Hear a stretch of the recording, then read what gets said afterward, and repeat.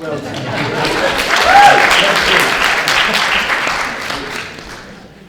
Okay, good morning everyone, and it's great to be starting off today's showcase, and thank you for the opportunity to present here today.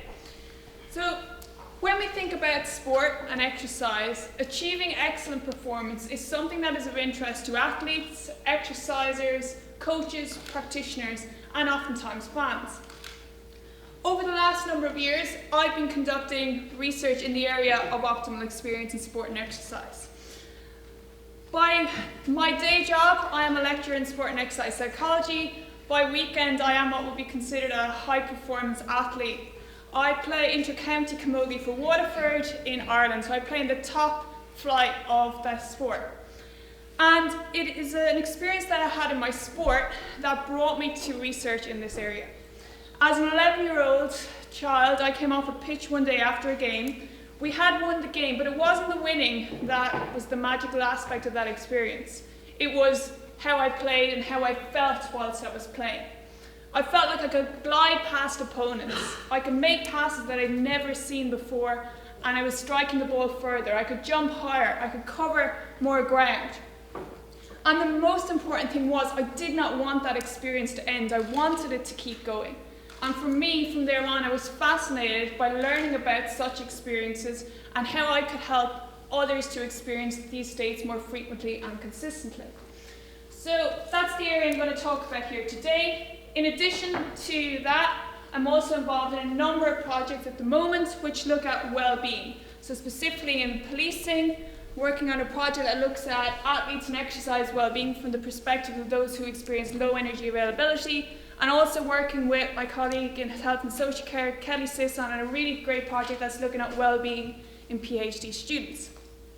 We're getting back to today's project that I'm going to talk about. So this project was an international collaboration. It involved myself and Dr. Lee Crost from the university here, and also a number of other authors led by Christian Swan out in Australia. Now, this paper was published in 2017 as part of a series of papers which I'm going to talk about as well. And it marked a real shift forward in the field of optimal experience, because up to this point we had still did not have any explanation for the occurrence of these experiences. And there's a couple of terms here I just want to see the level of understanding in the room. So if you've heard of the term flow or flow experience, flow state before, can you please raise your hand? Okay, we've got quite a few. That's good, so about half the room. And if you've heard of the term clutch performance or clutch state with respect to sport, could you also raise your hand? Okay, a little bit less, but generally speaking, we've about a quarter of the room. Okay, so for those of you who haven't come across these terms before, see if I can go back one there. Flow refers to an intrinsically rewarding state. So it's one that's considered to be, see if I can go back. No, that's fine. I'll keep going. Considered to be intrinsically rewarding. So it's an experience where you're almost on automatic. You're on autopilot. Okay, you feel like you're totally absorbed in what you're doing, and there's also this sense of it being very, very enjoyable. And the clutch state is when you excel under pressure, and there's almost a sense of you're making the performance happen. So it's a more intense and effortful state. So these are the two experiences we were interested in. And in terms of this project, these are the questions that we sought to address. We wanted to know what experiences people have when they deliver an excellent performance in sport, how these states occur, what context they occur in, and also what the outcomes of these states are. And the second and third questions are really important there, because up to this point, researchers have focused on describing and making associations between optimal experiences and other constructs. But we still have not moved towards an explanation for the occurrence of these states. So for this project, clicker's not working again.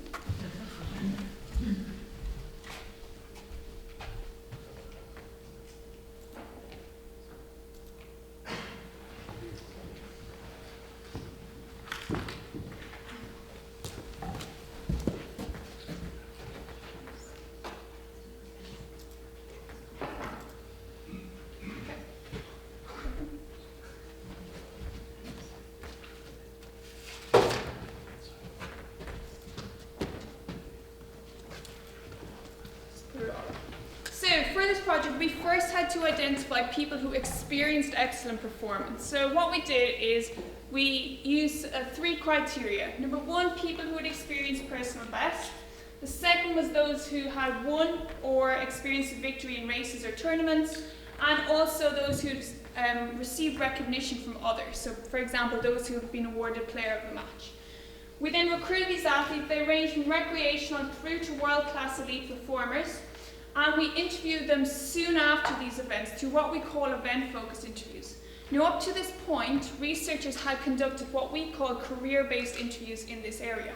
So they allowed athletes to reflect back on any performance during their career, which could have occurred years in the past. Okay, so that means that it could be susceptible to forgetting information or applying the rose-tinted glasses.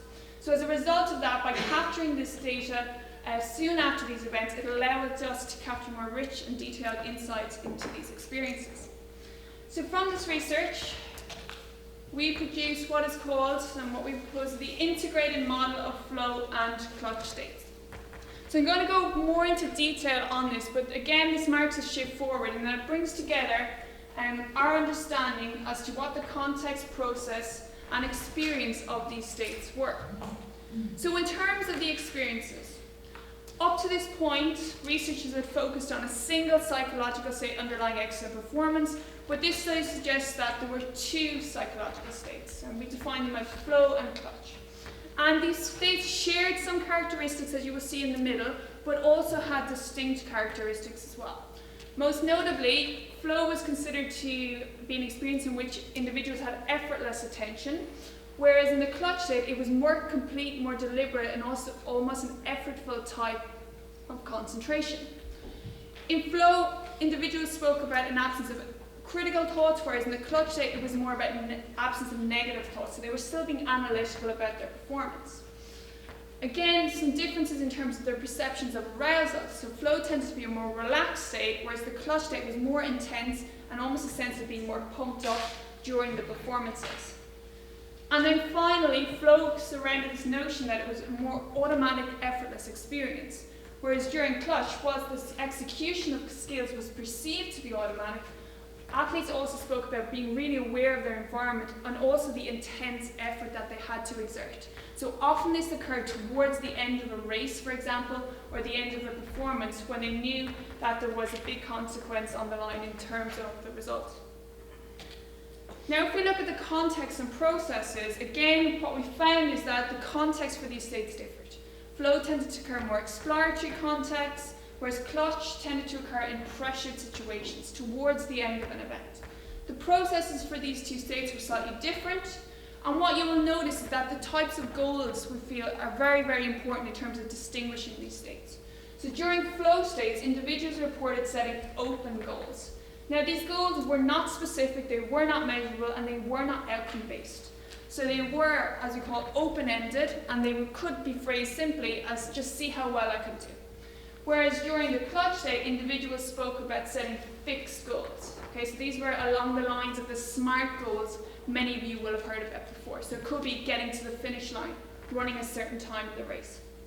And the final area were the outcomes, positive outcomes in general for both of these states, but some slight and subtle differences.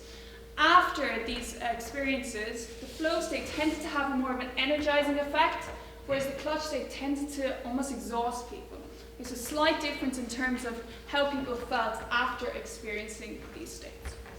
So in terms of implications for the field, there are a number of them. The first is that up to this point, researchers had assumed that a single psychological state underlied excellent performance, which was flow. Now, our research has given some deeper insights into this experience, but it also challenges the assumption that a single psychological state does underlie excellent performance by providing novel insights into this clutch state. So it's the first conceptualization of the experience of excellent performance under pressure.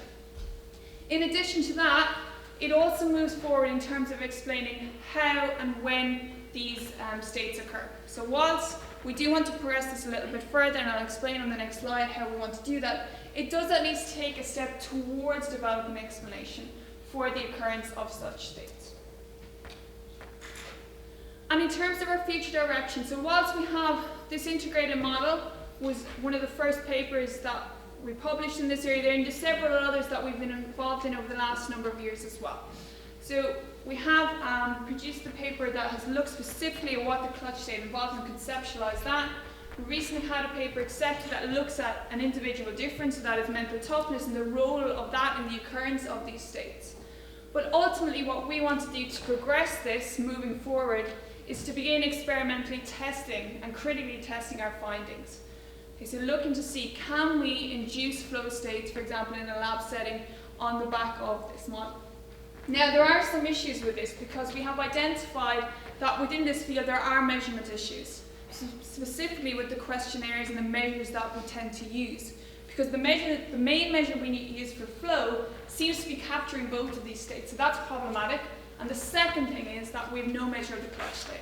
So what we're now trying to do is to develop new measures for both of these states, which will in turn allow us to go about testing this model out experimentally. And beyond sport, we've started to move this research over the last couple of years, and where I want to push it going forward is into the exercise domain. So we've just reviewed the literature on flow in exercise. There are a variety of issues in the field that we feel we need to address in order to develop a more robust evidence base. We've published the first paper that's looked at optimal experience in exercise, so specifically looking at flow and clutch states. And also my colleague Rebecca Hawkins is doing a PhD, which is specifically focusing on this notion of open goals, which has emerged through this research. So that's a really progressive step in terms of seeing how these open goals actually affect people's experiences and their response in exercise.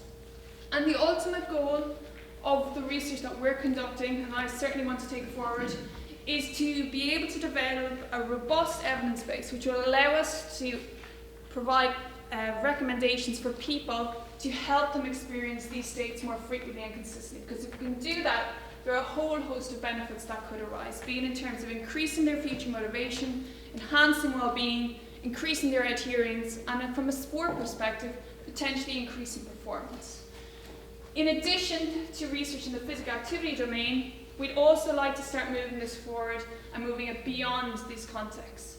Because ultimately, the principles of excellent performance apply to any domain, be it in the workplace, in the arts, in writing, whatever it may be. So we'd be interested in looking to see, does this model actually stand up in other contexts and can it be generalizable? So since I started with a bit of an Irish twang, I said I'd finish with one, so I would say Gurb Mila Mahagat, which means 1,000 thank yous, and I'd be happy to answer any questions that you may have. Thank you.